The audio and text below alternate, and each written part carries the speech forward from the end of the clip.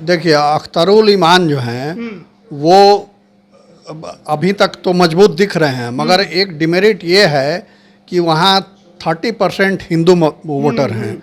वो आप समझ लीजिए कि उसमें से शायद ही 1-2 वोट उनको जाए तो जाए, नहीं तो वो 99% वोट उनको नहीं मिलेगा। तो 30% वोट उनके ऐसे ही घट गए।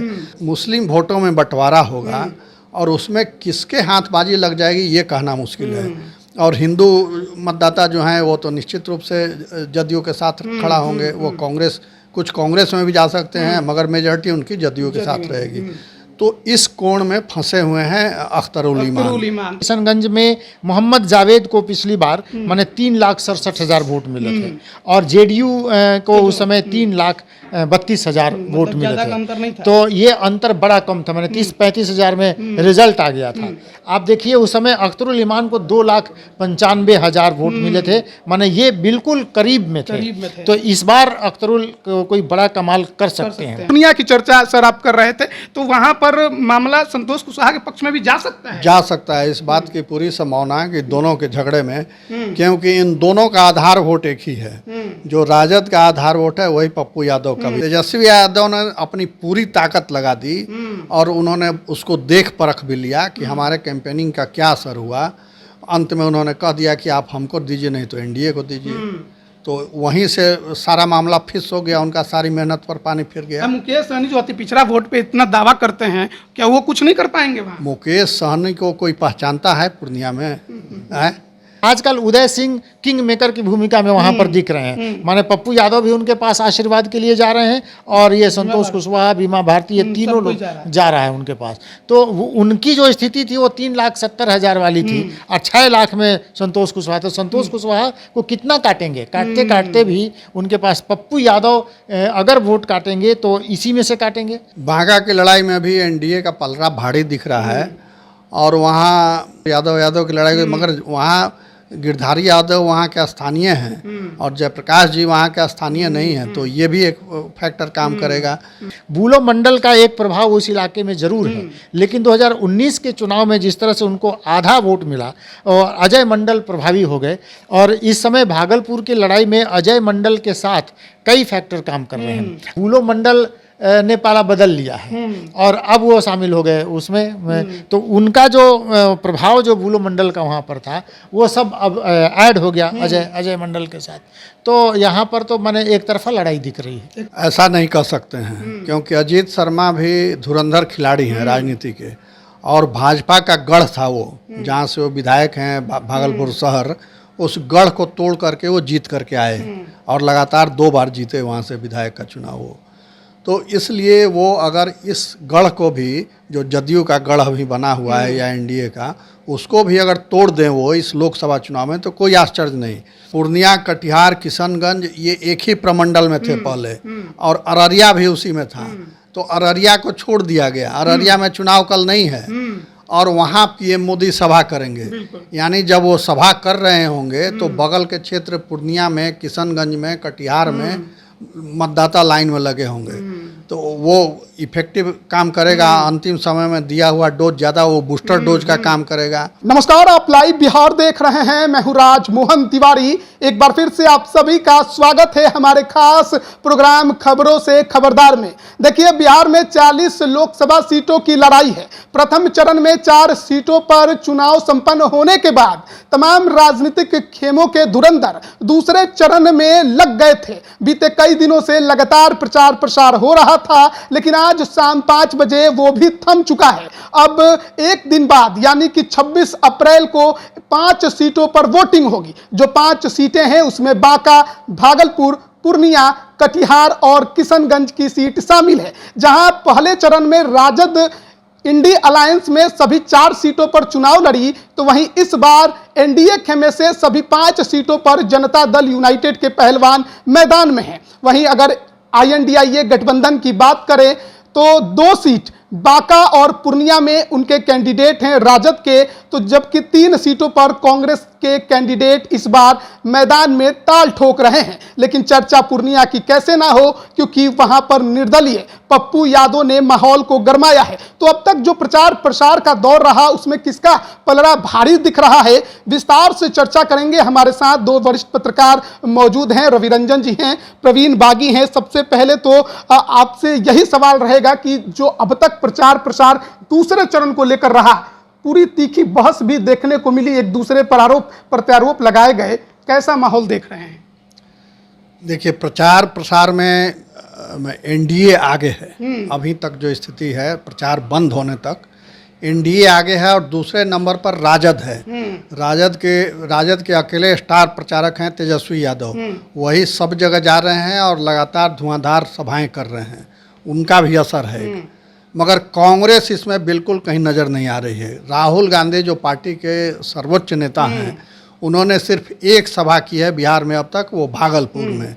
बाकी उनके पार्टी का कोई, एक खड़गे साहब आए थे कटिहार में, उन्होंने एक सभा की, मगर उसके बाद कोई नेता नहीं आया, बड़ा नेता या प्रदेश का के अध्यक्ष जो हैं वो भी कहीं घूमते हुए सभा करते हुए नहीं दिख रहे हैं। तो ये एक फ़ायदा मिलेगा। मगर दूसरी ओर मतदाता थोड़ा सा उदासीन जरूर है इस बार, वो 14 और 19 की तरफ बहुत उत्साह में नहीं है। इसकी एक बड़ी वजह है कि सबसे बड़ी समस्या इस देश की है बेरोजगारी और महंगाई।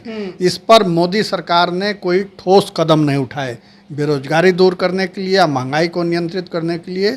कोई मजबूत कदम जिसके लिए मोदी जाने जाते हैं कि वो कड़े फैसले लेते हैं, तो इसमें कड़े फैसले लेने में वो चूक गए। इससे निराशा है मतदाताओं में, उदासीनता इस वजह से है, खास करके नौजवानों में। मगर इस उदासीनता या निराशा को आक्रोश नहीं समझा जाना चाहिए। ऐसा नहीं है कि वो विरोध में चले गए, वो उदासीन है मगर अब कोई विकल्प नहीं है, इसलिए अंत में साइलेंट हैं। वो फिर आकर के वोट करेंगे, कुछ लोग नहीं भी करेंगे। मगर जो उनकी सबसे बड़ी ताकत है एनडीए की, वो है जो विभिन्न सरकारी योजनाएं मिल रही हैं लोगों को, और जो 5 किलो अनाज मिल रहा है घर बैठे, और डायरेक्ट बेनिफिट उनके अकाउंट में आ रहा है, कोई बिचौलिया नहीं, एक पैसे की कहीं कटौती नहीं। तो इसका जो लाभान्वित वर्ग है वो एक बड़ा समूह हो गया है और वो मोदी की सबसे बड़ी ताकत है। ये तो एनडीए का गुना भाग हो गया, लेकिन इंडिया अलायंस में जो लड़ाई पप्पू यादव और तेजस्वी यादव में पूर्णिया में छिड़ी, उसका क्या होगा? वो तो उन्होंने वाक ओवर दे दिया। तेजस्वी यादव ने खुद कह दिया कि हमको दीजिए, नहीं तो एनडीए को दे दीजिए, तीसरे को मत दीजिए। तो जहां वो ये कह रहे हैं कि एनडीए को दीजिए, इसका मतलब है कि उन्होंने अपनी हार मान ली है। और आज वहाँ मुठभेड़ भी हो गई। तेजस्वी यादव की सभा थी, रोड शो था शायद उसमें, और उसमें ये जो पप्पू यादव के समर्थक थे उनके बीच हाथापाई धींगा मुश्ती हुई। और उसमें जो प्रवक्ता हैं उनके झा जी राजद के, उनको शायद चोट भी आई, पत्थर उत्थर लगा, जैसा कि खबरें दिख रही थी। तो ये है। उसके बाद नीतीश की सभा में पप्पू यादव जिंदाबाद का नारा लग गया। तेजस्वी की यादव में सभा में पप्पू यादव जिंदाबाद। कार्यकर्ता थोड़ा मुखर हैं और थोड़ा हुड़दंगी भी हैं। पप्पू यादव की एक पहचान ये भी है कि उनके साथ हुड़दंगियों की टीम है और वही उनको अहित करेगी, उनका अहित करेगी, उनको घाटा पहुंचाएगी अगर हुड़दंगियों पर वो कंट्रोल नहीं करेंगे तो वहाँ माहौल उनके लिए बना हुआ है।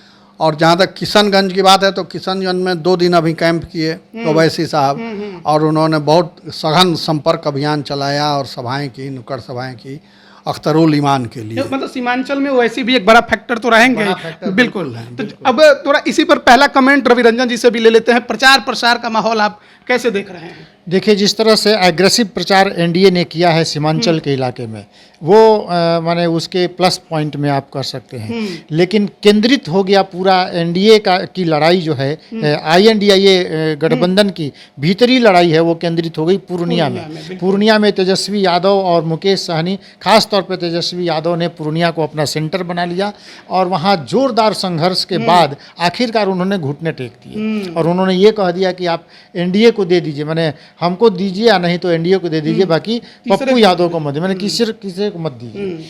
तो ये जो आईएनडीआईए का जो एग्रेसिव चुनाव प्रचार था वहाँ नहीं हुआ। 3 जगहों पर कांग्रेस चुनाव लड़ रही है, माने कटिहार में, किशनगंज में और भागलपुर में। तीनों जगह पर एक जगह केवल राहुल गांधी आए हैं, भागलपुर में उन्होंने एक सभा की है, लेकिन उस सभा को भी हाईजैक करने की कोशिश की तेजस्वी यादव ने, और वहाँ पर बीमा भारती को लेकर पहुँच गए और वहाँ से लोगों को कहा कि पूर्णिया की लड़ाई में माने बीमा भारती को, तो वहाँ वो उस लड़ाई को लेके गए। वहाँ उन्होंने पूरे INDIA गठबंधन की लड़ाई को अगर वो रखते और सीमांचल में ये होता कि सब मिल के चुनाव लड़ते, तो वो ऐसा हुआ नहीं। तो NDA ने वहाँ पर एग्रेसिव ये किया है, चुनाव प्रचार किया है, और उसका असर जरूर दिखेगा। अब देखिए, मुख्यमंत्री नीतीश कुमार का माने उनकी इज्जत और उनकी पार्टी का किस्मत दांव पर है, क्योंकि 5 प्रत्याशी नीतीश कुमार के हैं। तो 5 प्रत्याशी में कई तो ऐसे हैं जो 2 बार मैंने 2019 में भी जीते हैं और इस बार फिर मैदान में हैं। नीतीश कुमार भी लगातार चुनाव प्रचार कर रहे हैं। हालांकि प्रधानमंत्री ने 1-2 प्रचार के बाद उनको कह दिया कि आप अलग से अपनी मेहनत करिए और उसमें लगिए। नीतीश कुमार उसमें लगे हैं, और नीतीश कुमार लगातार हमले बोल रहे हैं तेजस्वी यादव, उनके परिवारवाद, लालू यादव, इन लोगों पर। तो नीतीश कुमार ये बात को समझ रहे हैं कि असली लड़ाई RJD से है, कांग्रेस माने INDIA के दूसरे दलों से नहीं है। किशनगंज की एक लड़ाई में अख्तरुल ईमान जो है वो एक फैक्टर है।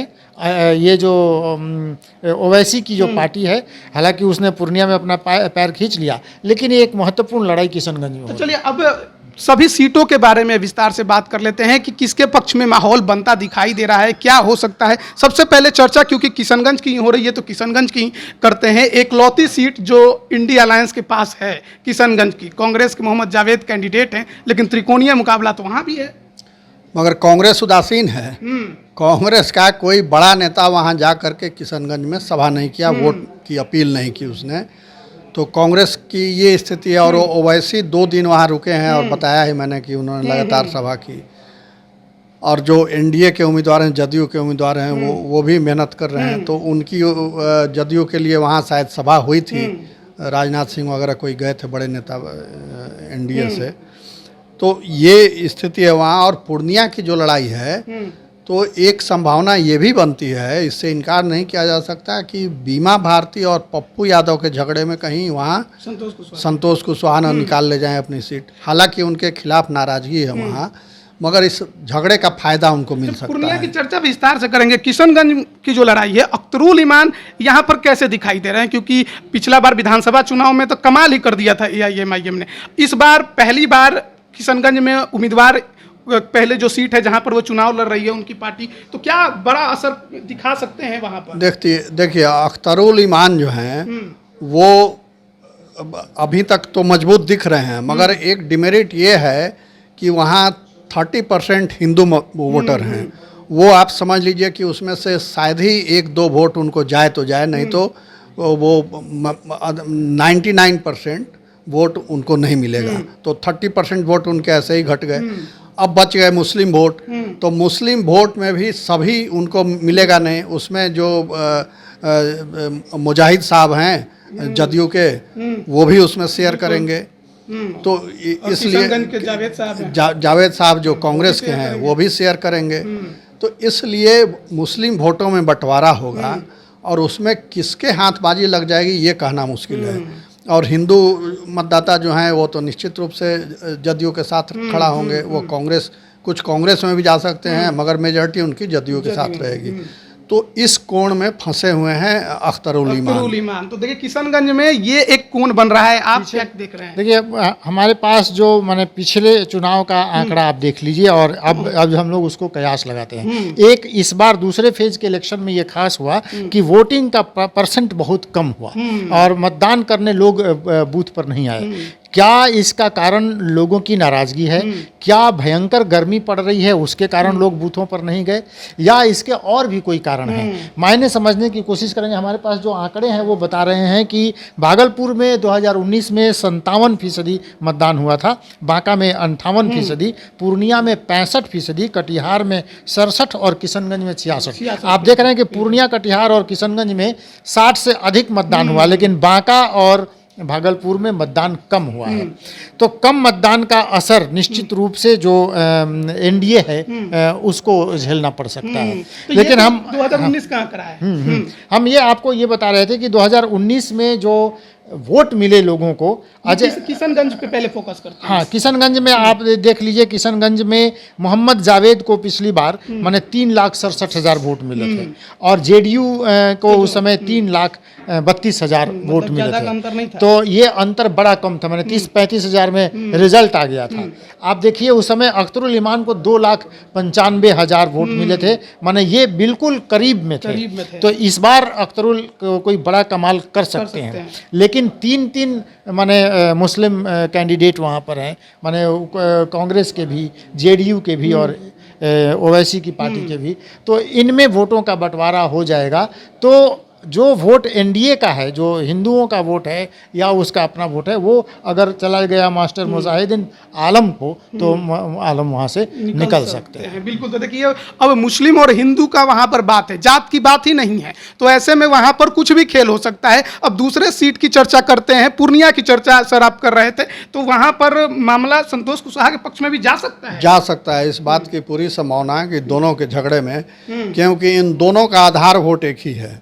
जो राजद का आधार वोट है वही पप्पू यादव का भी है। पप्पू यादव में कुछ और एक्स्ट्रा ऐड जरूर है जो नौजवानों का वोट है, मगर उसका मतलब ये नहीं है कि वो सारे वोट उनके साथ जाएंगे।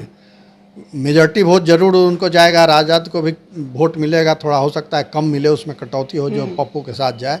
मगर संतोष कुशवाहा का जो वोट बैंक है या एनडीए का जो वोट बैंक है, उसमें बहुत ज़्यादा सेंधमारी होती हुई हमको नहीं लग रही है। मगर पप्पू यादव एक बड़े फैक्टर हैं, तो पप्पू यादव कोई कमाल कर सकते हैं वहाँ।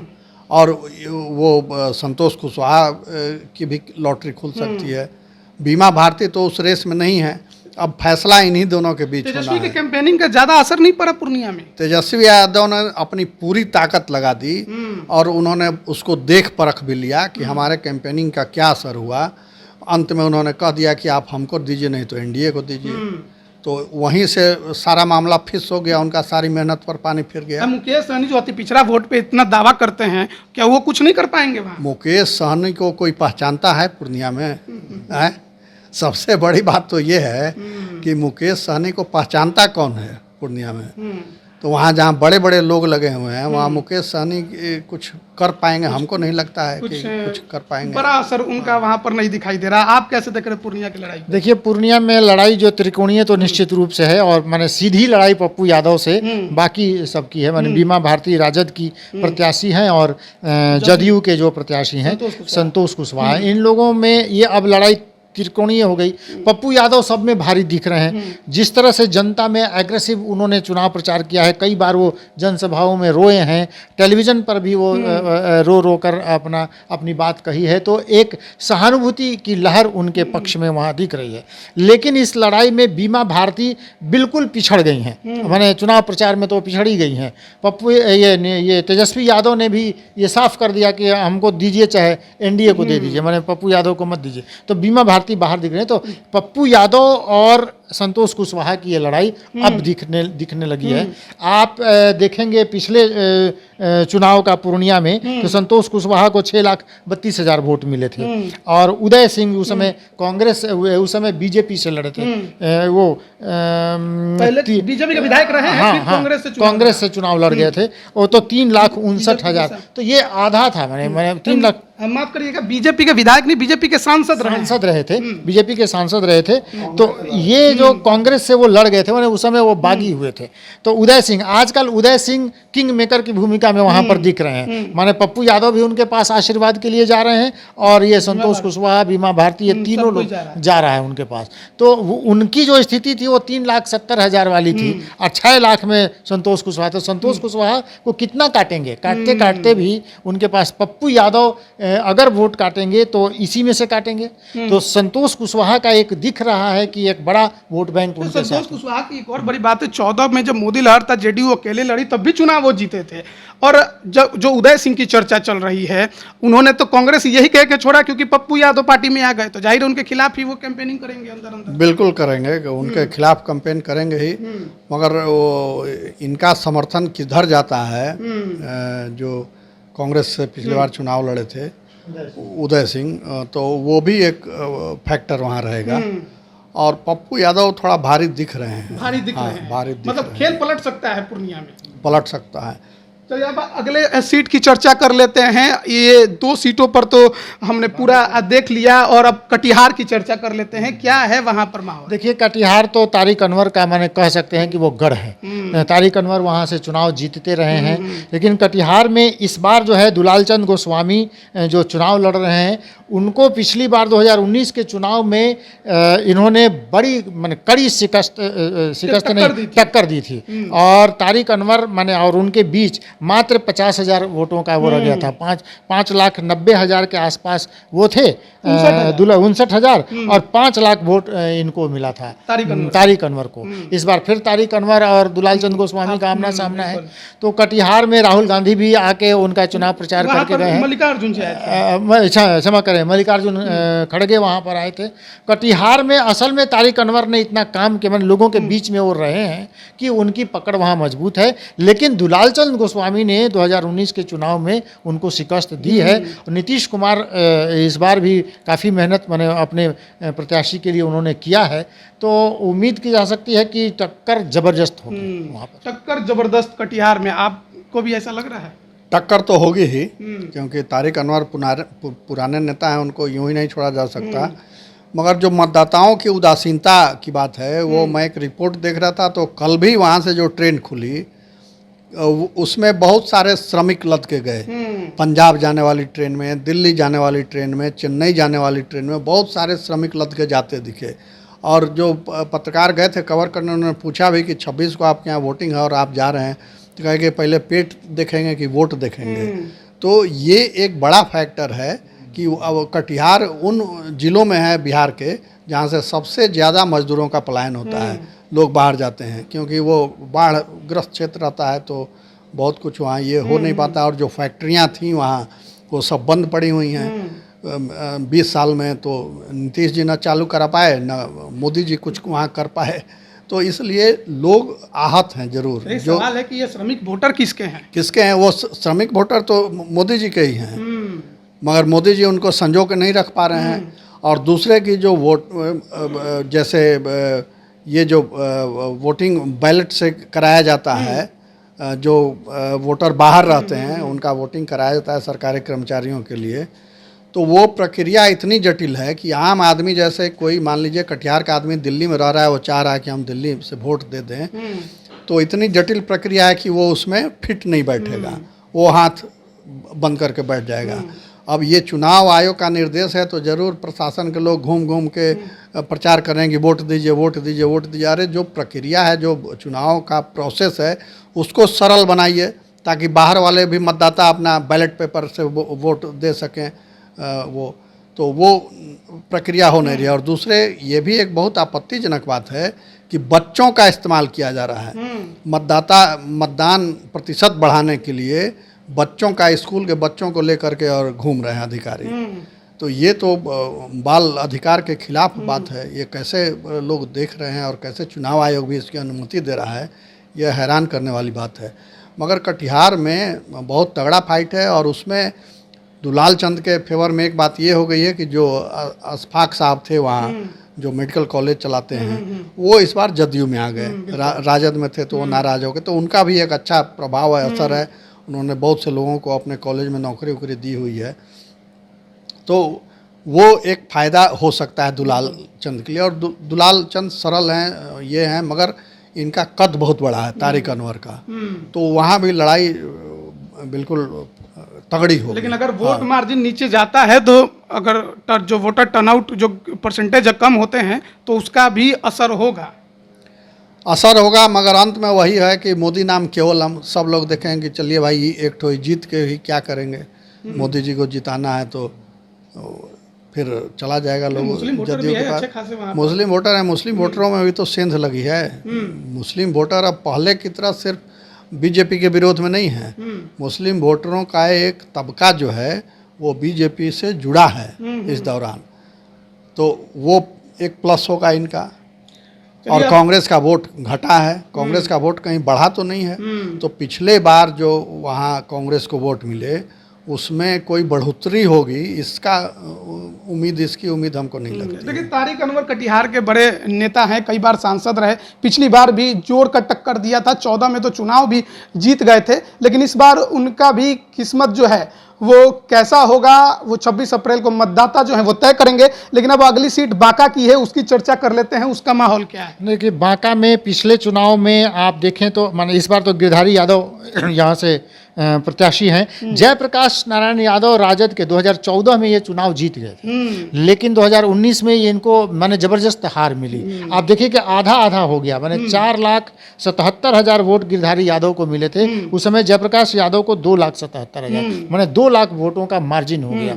तो जयप्रकाश यादव को भी इस बार लड़ाई जबरदस्त उनके सामने है। ये बांका की बात हम कह रहे हैं। वहाँ पर एक फैक्टर उस समय थी पुतुल कुमारी, जिनको 1 लाख वोट मिले थे। बीजेपी की बागी, वो बीजेपी से बागी हो गई थी और अकेले निर्दलीय चुनाव लड़ गई थी, तो 1 लाख वोट उन्होंने काट दिया। तो वोट तो आखिरकार उन्होंने काटा होगा, एनडीए का ही काटा होगा। तो इस बार भी माने अगर वो श्रेयसी सिंह चुनाव प्रचार में लगातार हैं और भाजपा में हैं, तो वो फैक्टर जो है वो 1 लाख वोट इधर उधर जो चला गया था वो इस बार नहीं जाएगा। तो गिरधारी यादव के साथ अगर उसको प्लस कर लिया जाए तो जयप्रकाश नारायण यादव का माने वोट जो है वो कम दिखता है। लेकिन आरजेडी ने जो वहाँ पर जयप्रकाश नारायण यादव को माना जाता है कि माने लालू परिवार के करीबी हैं और वो एक वो बनाने वाले योजना बनाने वाले प्रमुख व्यक्ति हैं, तो उन्होंने अपने चुनाव क्षेत्र में भी बहुत सारी तैयारी की है। लेकिन लड़ाई सीधे माने जदयू और आरजेडी की है। कैसे देख रहे बांका की लड़ाई को? बांका की लड़ाई में भी एनडीए का पलड़ा भारी दिख रहा है और वहाँ जो पुतुल देवी और श्रेयसी सिंह हैं उनका असर है। दिग्विजय बाबू के परिवार के लोग हैं ये, तो दिग्विजय सिंह का वहाँ बहुत असर रहा है और उन्होंने बहुत काम किया है। जब वो रेल राज्य मंत्री थे तो बांका को रेल लाइन से जोड़ने का काम उन्होंने नहीं किया, मगर बांका की जनता बहुत कृतज्ञ भी है। अगला चुनाव वो हार गए। रेल लाइन जो 50-60 साल में नहीं आया बांका में, वो उन्होंने जोड़ा, उसको बड़ी लाइन किया, छोटी लाइन थी पहले, और वो अगला चुनाव हार गए। तो इसलिए जनता के मूड का कोई ठिकाना नहीं है। आप काम करके भी हार सकते हैं और काम नहीं करके भी जीत सकते हैं। तो गिरधारी यादव ने कोई बहुत बड़ा काम किया हो ऐसा दिख नहीं रहा है वहाँ, या मोदी सरकार की ओर से कोई बहुत बड़ी योजना वहाँ लॉन्च हुई हो सिवाय सड़कों के और रेल लाइन के और स्टेशन के और ये सब करने के। मगर आम आदमी के रोजी रोटी से जुड़ी हुई कोई योजना वहाँ लगी हो, कोई प्रोजेक्ट वहाँ शुरू हुआ हो, इसकी जानकारी मुझे नहीं है। तो ये एक निगेटिव पॉइंट जाता है गिरधारी यादव के लिए। उनका तो विरोध भी हुआ था क्षेत्र में प्रचार करने, बिल्कुल हुआ था। गिरधारी यादव सोफिस्टिकेटेड आदमी है, मगर ये भी है कि यादवों के बड़े नेता हैं वो। यादव की लड़ाई हो गई, यादव की, बिल्कुल यादव की लड़ाई हुई। मगर वहाँ गिरधारी यादव वहाँ के स्थानीय हैं और जयप्रकाश जी वहाँ के स्थानीय नहीं हैं, तो ये भी एक फैक्टर काम करेगा। तो कुल मिला करके पलड़ा उनका भारी हो सकता है। चलिए अगले सीट की ओर बढ़ते हैं। आखिरी सीट है भागलपुर लोकसभा की सीट, और इस बार तो वहाँ भी लड़ाई बड़ा दिलचस्प दिखाई दे रही है। ये भागलपुर में बहुत इंटरेस्टिंग है। पहले तो ये चर्चा जोरों पर छिड़ी थी कि फिल्म अभिनेत्री नेहा वहाँ से चुनाव लड़ेंगी, हालांकि उनके पिता अजीत शर्मा वहाँ से चुनाव लड़ रहे हैं और वो कांग्रेस के प्रत्याशी हैं। भागलपुर में आप देखें पिछले चुनाव 2019 की का हम अभी तुलना कर रहे हैं, तो अजय मंडल को उस समय 6,18,000 वोट मिले थे और बूलो मंडल उस समय आरजेडी के प्रत्याशी थे, तो उनको 3,40,000, माने एकदम आधा आप देख रहे हैं कि आधा वोट उनको मिला था। 2014 के चुनाव में शाहनवाज हुसैन यहाँ से चुनाव हार गए थे, तो ये बूलो मंडल आरजेडी के उस समय माने 14 में ये जीते हुए थे। बूलो मंडल का एक प्रभाव उस इलाके में जरूर है, लेकिन 2019 के चुनाव में जिस तरह से उनको आधा वोट मिला और अजय मंडल प्रभावी हो गए, और इस समय भागलपुर की लड़ाई में अजय मंडल के साथ कई फैक्टर काम कर रहे हैं। अजय मंडल के पक्ष में माने एनडीए ने एकजुटता दिखाई है और लग रहा है कि अजय मंडल इस बार वहाँ भारी पड़ेंगे। लेकिन उनके पक्ष में है। हाँ तो जदयू में शामिल हो गए। जी हाँ, क्षमा करें, मैं ये कहना भूल गया कि बूलो मंडल ने पाला बदल लिया है और अब वो शामिल हो गए उसमें। तो उनका जो प्रभाव जो बुलो मंडल का वहाँ पर था वो सब अब ऐड हो गया अजय मंडल के साथ। तो यहाँ पर तो माने एक तरफा लड़ाई दिख रही है, एक तरफा लड़ाई दिख रही है। क्योंकि अजीत कांग्रेस ने कोई ऐसा वहाँ पर अपना वो काम नहीं किया। एक सभा राहुल गांधी के अलावा कांग्रेस तो माने कई एक जमाने से जो भागलपुर का दंगा हुआ था उसके बाद से कांग्रेस तो वहाँ से खत्म है। तो अब क्या नया कमाल कर लगी कांग्रेस। और ये जिस तरह से नरेंद्र मोदी ने जो प्रचार किया कि अल्पसंख्यकों को ये सारे संपत्ति दे देना चाहते हैं ये लोग, उसका एक असर वहाँ पर दिखेगा। और जैसा कि प्रवीण बागी जी बोल रहे थे कि कुछ मुसलमान वर्ग जो है, खास तौर पे पसमानदा मुसलमान जो कि बड़ी संख्या में भागलपुर के इलाके में है, पसमानदा मुसलमानों को जिनको मकान मिला है, जिनको अनाज मिल रहा है और जिनको गैस का चूल्हा मिला है, वो एक झुकाव उसका माने एनडीए के तरफ उसका है, तो उसका असर होगा। पिछले कई चुनाव से देखा जा रहा है कि भागलपुर में गंगोता समाज जो है वो उभर कर राजनीति कर रहा है, लेकिन इस बार कांग्रेस ने या कहिए इंडिया अलायंस ने जिसे उतारा वो भूमिहार समाज के। तो अति पिछड़ा और अगरा की लड़ाई लड़ाने की कोशिश, इसका फायदा क्या अजीत शर्मा को बिल्कुल नहीं मिलेगा? ऐसा नहीं कह सकते हैं, क्योंकि अजीत शर्मा भी धुरंधर खिलाड़ी हैं राजनीति के, और भाजपा का गढ़ था वो, जहाँ से वो विधायक हैं भागलपुर शहर, उस गढ़ को तोड़ करके वो जीत करके आए और लगातार 2 बार जीते वहाँ से विधायक का चुनाव हो। तो इसलिए वो अगर इस गढ़ को भी, जो जदयू का गढ़ अभी बना हुआ है या एनडीए का, उसको भी अगर तोड़ दें वो इस लोकसभा चुनाव में, तो कोई आश्चर्य नहीं, क्योंकि हर तरह से वो साधन संपन्न हैं, धनबल से जनबल से। और उनकी पुत्री जो फिल्म में काम करती हैं, उनका एक अलग आकर्षण है, वो रोड शो कर रही हैं, तो यूथ को वो अपनी ओर बहुत खींच रही हैं। तो यूथ वोटरों पर असर उसका कुछ पड़ सकता है।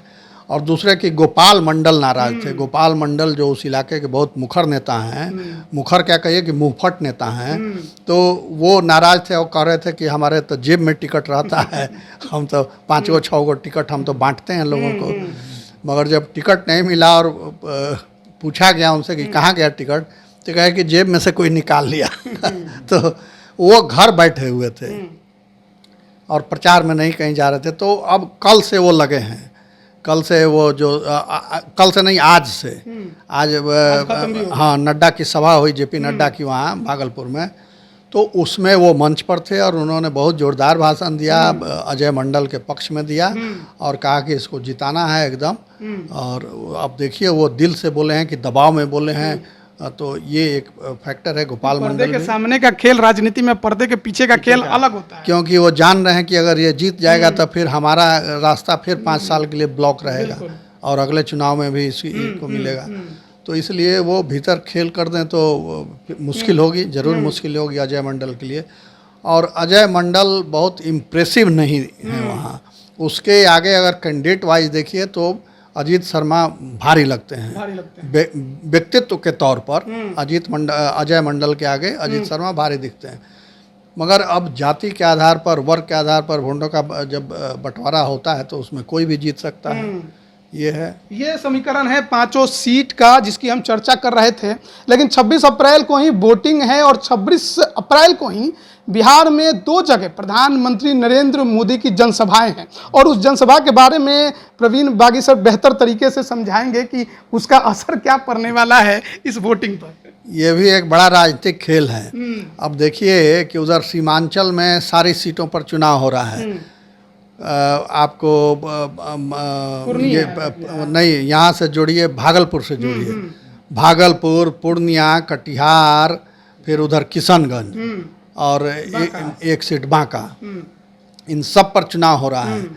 और पूर्णिया, कटिहार, किशनगंज ये एक ही प्रमंडल में थे पहले, और अररिया भी उसी में था, तो अररिया को छोड़ दिया गया। अररिया में चुनाव कल नहीं है और वहाँ पीएम मोदी सभा करेंगे, यानी जब वो सभा कर रहे होंगे तो बगल के क्षेत्र पूर्णिया में, किशनगंज में, कटिहार में मतदाता लाइन में लगे होंगे, तो वो इफेक्टिव काम करेगा। अंतिम समय में दिया हुआ डोज ज़्यादा, वो बूस्टर डोज का काम करेगा। उसी तरह मुंगेर में उनकी सभा है, तो मुंगेर में भी देखिए बगल के बांका में वो होगा, वोटिंग होता रहेगा, बगल के भागलपुर में वोटिंग होता रहेगा। तो ये एक बहुत रणनीतिक सूझबूझ के तहत ये सभाएं रखी गई हैं कि उसका असर पड़े, और जो थोड़े बहुत भूले बिछड़े मतदाता हों, नाराज हों, मुंह फुला के बैठे हों, उन सब को मोदी जी प्रेरित करेंगे अपने भाषण से कि वो आएँ और लाइन में लग जाएं, वोट डाल दें। तो ये बीजेपी की स्ट्रेटेजी मानी जाए या चुनाव आयोग की गलती मानी जाए? नहीं, ये बीजेपी की स्ट्रेटजी है, और गलती तो चुनाव आयोग की है ही कि आप अगल बगल के सारे सीटों पर करा रहे हैं और बीच में एक सीट छोड़ क्यों दे रहे हैं। ये क्या, इसका कोई लॉजिक ही समझ में नहीं आता है। इसका मतलब कि चुनाव आयोग की कुछ गड़बड़ी है, ये सोच विचार में। अब वो लिस्ट उठाते हैं जो पिछले 20 साल से चला रहा है, जो पैटर्न उसी पर करा देते हैं। अब आप देख लीजिए कि 7 फेज में चुनाव कराने का बिहार में कोई औचित्य ही नहीं था। झूठ मूठ के इतना लंबा खींचा, जन बल, धन बल और आम आदमी की परेशानी सब कुछ। तो चुनाव आयोग की ये फेल्योर है, नाकामी है। जितने शॉर्ट पीरियड में आप चुनाव करा लीजिए उतना बेहतर होता है, और उसका असर भी दिख रहा है। गर्मी की वजह से मतदाता भी उदासीन है। नगरी द्वारे नेता जो है सो वोट पर फफरी लगाए घूम रहे हैं, आप वोटर उनकी ओर ताक भी नहीं रहा है। तो ये खामियाजा भुगतना पड़ता है। इस पर विचार करने की, सभी को विचार करने की ज़रूरत है कि कैसे कम समय में मतदान कराया जाए। तो देखिए 5 सीटों की लड़ाई का प्रचार प्रसार आज थम गया, और उसके बाद हर किसी की नज़र अब मतदाताओं पर जाकर टिक गई है। पहले चरण में 4 सीटों पर जो वोटिंग हुई, पिछले चुनाव की तुलना में 5% वोट गिर गए। लेकिन इस बार जो चुनाव है 5 सीटों पर, जैसा कि रवि रंजन जी ने आपको विस्तार से बताया कि किस तरह से पूर्णिया, कटिहार और किशनगंज में 60% से भी ज़्यादा वोटिंग पिछले चुनाव में हुई थी। और वहीं बात करें अगर बांका और भागलपुर की, तो वहां भी 57-58% के आसपास की वोटिंग रही। लेकिन इस बार के चुनाव में क्या होगा? मतदाता क्या उत्साहित होकर वोट डालने जाएंगे? अगर जो नहीं गए तो वो किसके वोटर होंगे? पहले चरण को लेकर इसी वजह से माथापेची अभी तक जो राजनेता हैं वो कर रहे हैं कि किसके वोटर निकले, किसके वोटर नहीं निकले। और इस वजह से एनडीए को भी पहले चरण में खतरा है। और अगर वोटर जो है इस बार भी घर से नहीं निकला तो जाहिर है कि दोनों ही खेमे जो हैं वो चिंतित जरूर होंगे। अब फैसला तो मतदाताओं को, यानी कि आपको करना है कि इन 5 सीटों पर आप किसके पक्ष में रहेंगे और किसके पक्ष में नहीं रहेंगे, और जाएंगे तो क्या करेंगे। आगे भी लगातार अपडेट हम आप तक पहुंचाते रहेंगे। बने रहिए हमारे साथ। आप सभी का बहुत बहुत धन्यवाद। YouTube पर सब्सक्राइब और Facebook पर लाइक जरूर करें।